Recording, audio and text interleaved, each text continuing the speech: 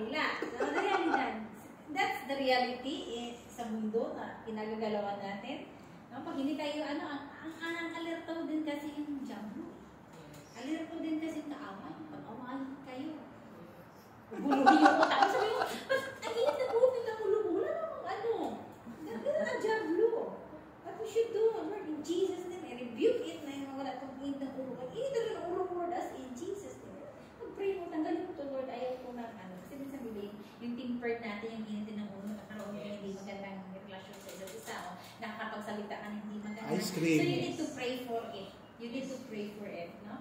So, ina-atake din tayo ng away. So, when you first open your eyes, make your prayer like Jesus when He said, Father, glorify your name. So, ano gagawin mo? Pag-gising sa umaga. Okay.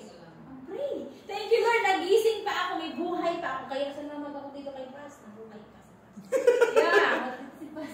Pero totoo. Kasi naranasan ni Paz, hindi joke. Hindi joke. Alam mo na, pupasok doon sa hospital, yung parang gusto ko nang mag-roll. Sabi ko, hindi, hospital ito, mag-roll. Ako nag-comfort sa rin. Kasi I feel na talagang lungkot ako. Sabi ko, Diyos ko, hindi pa panahon. Hindi may mga gawin pa. Sabi, parang, na-feel mo ba na yung mga ganun kasi, hindi yung basta-basta ito. Yung atake ka bigla na gano'n. Sabi ko, alam mo, plano ka pa, pero gusto mo mag-roll doon sa ginawa ng Lord, na buhay pa siya, na alam ko may gagawin mo ba, Lord, talagang gusto mo, alam mo yung patay na gusto mo iyan, pero buhay ka naman. Yung gano'n ba yung feeling mo? Kasi parang na-amaze ka, hindi na nakita ko, wow, sabi ko, ito yung talaga yung past. Nakita mo na nakagising ka. Sabi ko, malaking bagay yun. Yung iba hindi na nakagising. So thankful tayo doon sa pagising. Thank you, Lord, may buhay pa ako. May yes. Pa ako. Pinakasimple. Minsan kaya nagtatravel tayo, ako sa totoo lang, nagtatravel tayo, thank you for safety needs. Hindi mo na ako nagsasalita na, pero in my mind, in my heart, I talk to God. No? So yun ang kagandahan. We have time for God, especially in the morning. Prayer can be the best way to start every day and can set tune to glorify God. God, the rest of the day, meditate on the verse of those few seconds between turning off the alarm and getting out of bed. So, kailangan magkaroon tayo muna ng time sa Lord every morning. How to praise Him as you get ready. Begin your day by centering yourself on this truth. Everything you're about to face, He is already aware of and knows where the Holy Spirit will guide you. Alam na yun ng Diyos, ang punta ka sa presensya niya. He is already aware. As you're thinking through the day ahead, take a few seconds to pray about anything that concerns you and offer it to God, even when you don't know the outcome. Pray that your actions will bring glory to God. Amen. Pray natin talaga lahat. Lord, yung anak ko, yung asawa ko, yung kapatid ko, yung mama ko, yung papa ko, bahala ka na. Yung mga nanliligaw, yung nililigawan. Yung mga kasama ko dito, Lord, sa accommodations or whatever, sa trabaho, Lord, alam mo sa totoo lang, kasi ng tubig ko. Ever since nakaranasan ako ng grabing trabaho sa mga employer, pero talaga iniiyak ko yung lagi kay Lord. Pag nakita ko hindi na maganda yung trato sa akin, iniiyak ko talaga yun sa Lord. Nagsusumbong ako sa Lord. Lord, ipuin mo yung puso niya na magmamait sa akin. Mahalin niya ako. Lord, just ituin mo. Iiyak ko talaga yun din. Lord, kasi huwag naman ganito. Yung sisigawan ako, yung papagalitan ako, pero ako naniniwala. Binabago talaga ito.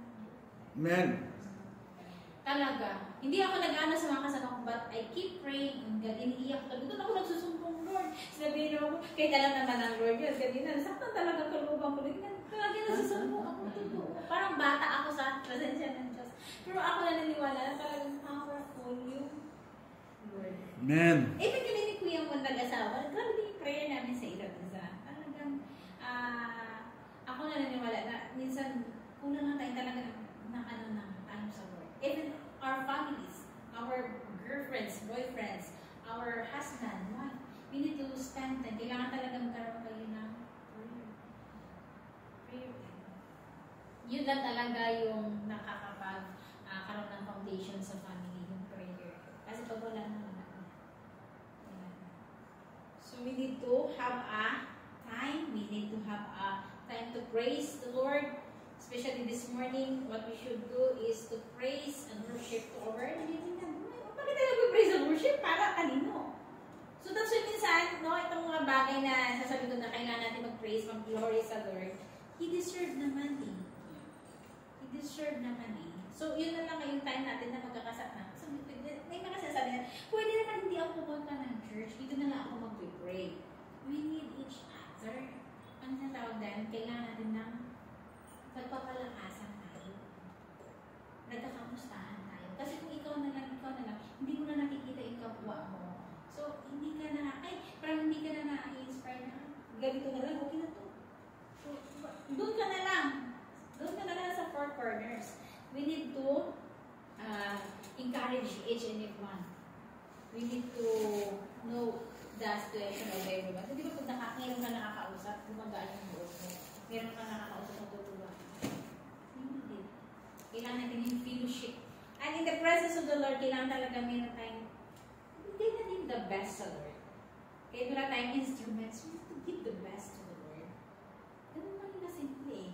Kasi alam mo, nakakatuwa, alam mo, dinidingan ka ng Diyos. Yung kagalakan, nakikita niya sa puso.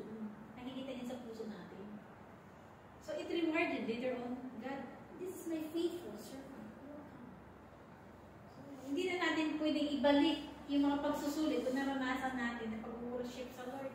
Iba naman yung pag-worship sa langit kaysa lupa. So tapos at least nakita na, oh yes, alam ko, napakasaya mo. Napilitan ka lang. Ando din sa book of life mo. Nakasulat dito. Ang Diyos marunong magsalita ng totoo. Yan ang minsan yung pretentious tayo, pero ang Diyos hindi marunong magsalita. He knows us. So, matuto tayong lumapit sa presensya ng Diyos and to glorify Him on every situations. About anything, kailangan pag-pray kung ano yung mga concerns you pray for it. Lord, I pray for Israel, for peace.